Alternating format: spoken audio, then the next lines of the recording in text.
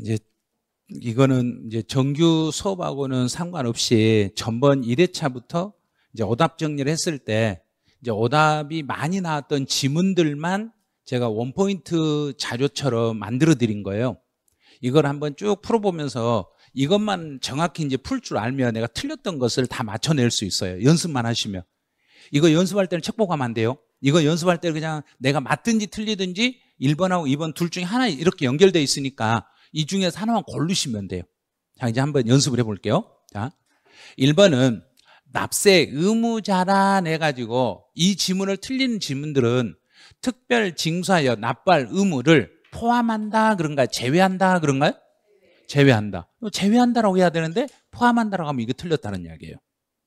근데 포함이라고 써놓으면 이걸 맞다게 해버리면 안 돼요. 자, 두 번째, 납세자가 과세표준 신고서를 우편으로 제출했다. 자, 납세자가 제출했을 때는 발신주의라고 하면 되고, 과세관청이 우편으로 송달했을 때는 도달주의라고 이렇게 하시면 돼요. 그럼 납세자가 서류를 우편으로 발송을 했을 때는 발신이니까 뭐만 찍히면 되는가요? 도장만 찍히면 돼. 도장만 찍히면 되고, 만약에 과세관청이 고지서를 우편으로 송달했을 때는 발송하면 그런가요? 도달하면 그런가요?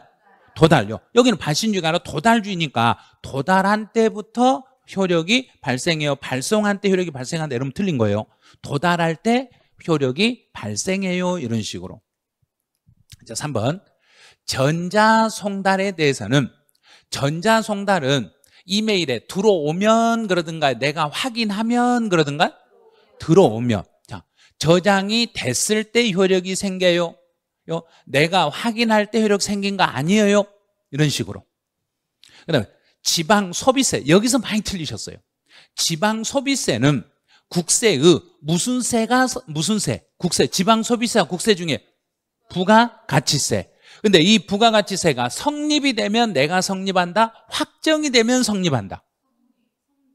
성립. 근데 답에다가 확정이라고 써놨는데 다 여기다 답을 했던 거예요.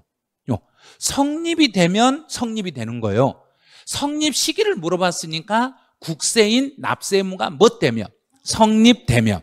확정은 절대 안 돼요. 확정이라 하시면 안 돼요. 계속 나도 모르게 확정이라고 하면 계속 내 손이 이쪽으로 가게 돼 있어. 그래서 국세인 부가가치세가 성립이 되면 지방소비세도 따라서 성립합니다. 자, 5번. 지방교육세는 본래 과세표준이 되는 세목이 본세가 뭐 되면? 성립. 여기도 성립. 확정이 아니에요. 성립 시기를 물어봤으니까 다른 세금이 성립이 되면 나도 따라서 성립이 됩니다.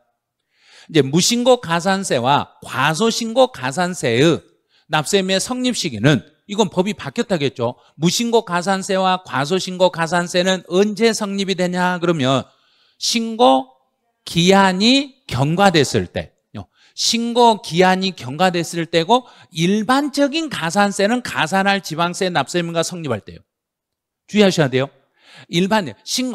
내가 신고 납부 세목이나 과소신고 가산세는 신고 기한이 경과했을 때가 되는데, 일반적인 가산세는 가산할 그 세금이 성립이 되면 따라서 성립합니다. 이렇게 되는 거예요.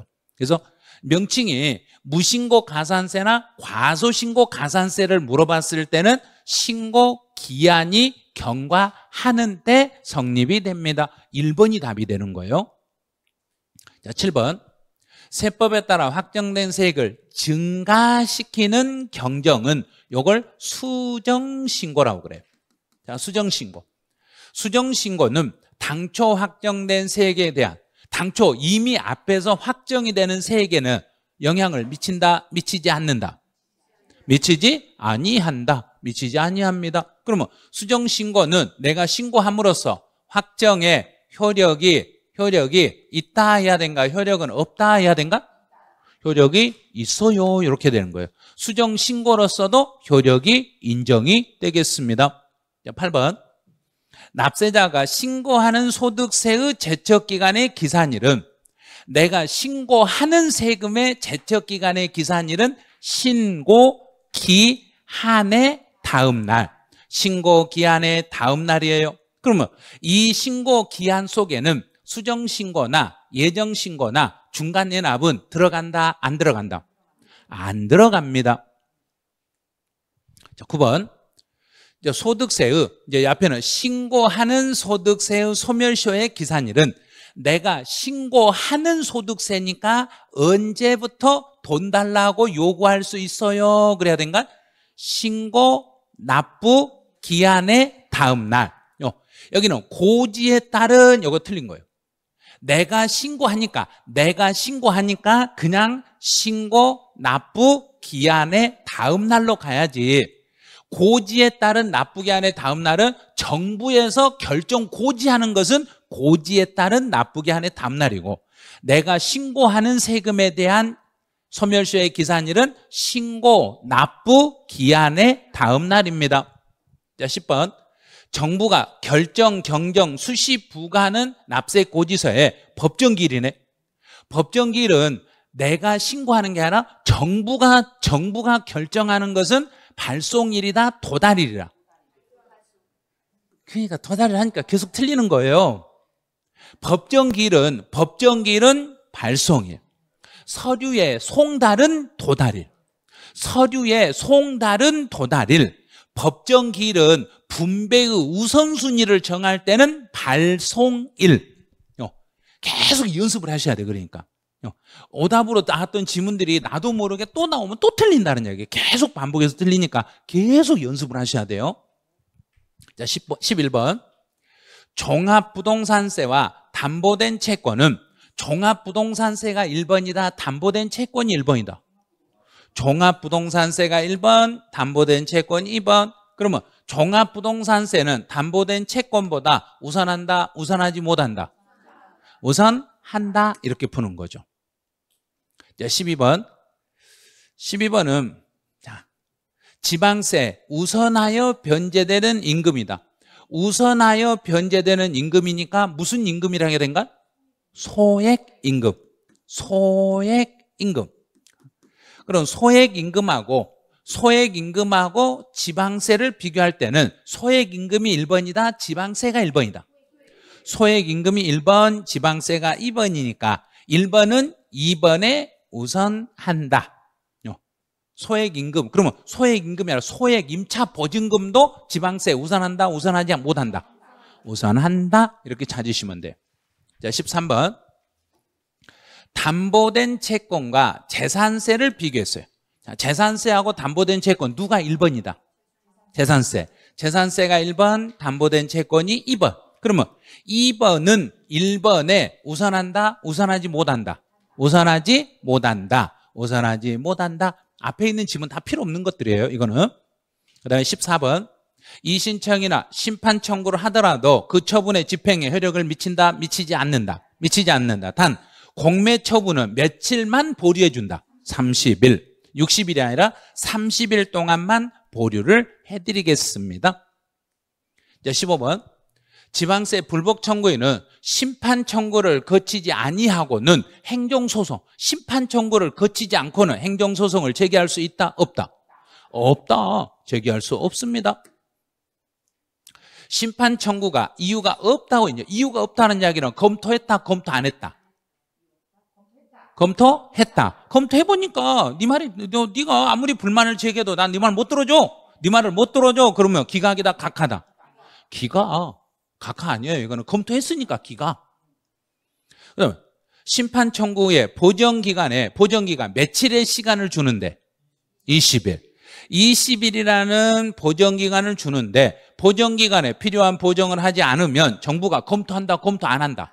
안 한다. 검토를 안 해버리니까 기각이다, 각하다? 각하. 여기는 각하 처분합니다. 기각 처분이 아니에요. 각하 처분합니다. 18번. 통고 처분이는 나쁜 놈. 통고 처분 도장 딱 찍었어. 너는 범칙자 하고 도장을 빵 찍었어. 도장을 찍어버리면 이 경우는 통고 처분을 받은 자가 불복을 심판 청구를 하면은 이거 검토한다, 검토 안 한다? 안 한다. 안 하면 각하. 이때는 각하처분합니다. 기각결정이 아니라. 왜냐하면 통고처분 절차는 통고처분은 불복 청구 대상이다 불가능이다. 불복 청구 불가능. 절대 안 돼요. 불복 청구가 안 되는데 불복 청구를 했기 때문에 이거는 각하처분해버립니다. 자, 19번. 불복 청구 기한까지 우편으로 제출한 심판 청구서가, 그러면 불복 청구 기한까지, 그러면 내가 불만 있으면 며칠이 되는 날까지, 90일이 되는 날까지 우체국을 통해서 우편물로 제공을 했을 때, 이 청구 기간이 지나서 도달하더라도 적법한 청구를 한 걸로 본다, 안 한 걸로 본다? 적법한 걸로 본다. 적법한 걸로 본다. 왜냐하면 우리가 보낼 때는 도달주의다, 발신주의다. 발신주의니까 그런 거예요. 내가 도장을 찍으면 찍은 날이 90일 되는 날 도장만 찍고 90일이 지나서 도착하더라도 내가 보내는 게 90일 전에 보냈으니까 내 효력은 인정이 됩니다. 자, 20번. 부동산을 취득할 수 있는 권리는 취득세 대상물에 해당한다, 안 한다? 누가 한다라고. 부동산을 취득할 수 있는 권리는 그러니까 계속 틀리는 거예요, 지금. 자, 취득세 과세 대상물에 들어가지 않는 것, 지상권, 전세권, 부동산 임차권, 부동산을 취득할 수 있는 권리는 취득세 대상물이 아닙니다. 계속 그것만 보면 돼요. 지상권, 전세권, 부동산 임차권, 부동산을 취득할 수 있는 권리는 취득세 대상이 아닙니다. 이런 식으로. 그럼 부동산을 취득할 수 있는 권리는 해당하지 아니합니다. 이렇게 해야 되는데 해당한다라고 해버린다는 이야기예요. 자꾸 이걸 뭘 헷갈려 이거를. 헷갈려야지. 그럼 분양권은 취득세 대상이다, 대상은 아니다? 그렇죠. 분양권이 여기에 들어가니까 대상이 아닌 거예요. 자, 21번. 증여나 상속에 의하여 선박을 무상승계취득. 그러면 선박은 승계취득하는 경우에 과세한다, 과세하지 않는다? 과세한다, 과세한다. 근데 선박을 원시로 취득했을 때는 과세하지 않는다. 여기는 승계취득이니까 과세한다. 자, 이제 22번. 파산 선고로 인하여 처분되는 부동산을 취득했다. 상대방이 파산 신청한 부동산을 내가 취득했을 때는 취득세를 과세한다, 과세하지 않는다? 과세한다. 그렇게 복잡하지 않죠. 자, 23번. 기계 장비에 부품을 구입하여 자체 제작이면 무슨 취득이다? 원시. 여기 원시 취득. 원시로 취득했어요. 원시로 취득했으니까 자체 제작은 과세한다, 안 한다? 왜 안 한다? 물건이 누구니까? 기계. 차량이나 기계나 항공기나 선박은 원시로 취득했을 때는 과세하지 않다. 경매를 통하여 배우자의 부동산을 취득했다. 그럼 배우자의 부동산을 경매나 공매로 취득하면 대가 확인됐다, 안 됐다? 됐다. 확인됐으면 유상. 확인됐으면 유상. 자, 25번. 등기가 된 후에, 여기는 상속, 회복, 청구, 소송에서 이제 등기가 이미 끝났는데 소송해가지고 내가 내 지분을 찾아옴으로 인하여 당초 지분을 초과하더라도 초과된 부분은 증여 취득으로 본다, 안 본다? 안 본다. 취득으로 안 본다. 이러면 돼요. 2번이 답이 되는 거예요. 26번. 등기가 된 후에 신고 납부 기한 내에, 신고 납부 6개월 이내에 재분할도 하고 또 마치면 등기까지 깔끔하게 끝내버리면, 등기까지 끝내가지고 당초 지분을 초과하더라도 이건 초과분을 증여취득으로 본다, 안 본다? 안 본다. 증여취득으로 안 본다. 증여취득으로 본다. 그러면 아니에요. 이거 뭐예요? 무슨 소리예요? 6개월 안에 재분할도 하고 등기까지 깔끔하게 정정을 했으니까 이거는 초과되더라도 취득은 새로운 취득은 아니에요. 자, 27번. 종류를 변경해서 가액이 증가했네. 종류를 변경해서 가액이 증가됐으면 이걸 취득으로 본다, 취득으로 안 본다? 취득으로 본다. 가액 증가니까. 또 다른 주주의 주식이 감자. 그러면 다른 주주가 주식을 감소시켜가지고 내가 과점주주가 됐을 때는 나는 주식을 새로 샀다? 나는 아무 짓도 안 했다. 가만히 있었다. 나는 가만히 있으니까 나는 맞을 짓 했다? 안 했다? 안 했다. 그럼 취득세를 물린다? 안 물린다? 안 물린다. 취득세 납세 의무가 발생하지 아니합니다. 이렇게 가는 거예요. 그다음 29번. 29번은 이제 건축물은 상환을 받았을 때, 상환이라는 이야기는 옛날 건물을 줘버리고 새로운 걸로 다시 돌려받았을 때, 그러면 옛날 건물을 주고 새 건물을 받았으니까 무슨 취득으로 봐라? 원시. 이때는 원시 취득으로 봐서 취득세를 물리겠습니다. 승계 취득이 아니에요. 그럼 토지는 무슨 취득이 있는가? 승계 취득. 딱 보는 순간 내가 전번주 이거 틀렸지 이런 생각 딱 나죠. 틀렸으니까 제가 이거 만든 거예요. 그 다음에 이제 30번. 30%를 보유하고 있다가 추가로 30%를 취득했으니까 총 몇 프로가 되는가? 60%. 60%는 이미 과점주주다, 최초로 과점주다. 최초로 과점주주에 대해서는 최초니까 지분 몇 프로? 여기서 모두 몇 프로? 60%에 대해서. 그럼 답은 2번 60%. 이제 31번. 설립 시에 55%를 보유하고 있으니까 이 사람은 과점주주다, 과점주주가 아니다. 과점주주다. 20%를 추가로 취득해서 75%가 됐네요. 75%가 됐으니까 이 사람은 최초로 과점주주다, 이미 과점주주다. 이미 과점주주였을 때는 전체 다 증가분이다. 증가분. 그럼 몇 프로? 20%. 증가된 20%에 대해서만 세금을 물리겠습니다. 자, 32번. 60%를 보유하고 있던 주주가 20%를 처분했네요. 자, 이 60% 가지고 있다가 20%를 팔았으니까 40%. 다시 25%를 취득해서 65%가 됐습니다. 그럼 다시 과점주주네요. 다시 과점주주였을 때는 전체 다 증가분이다. 증가분 몇 프로?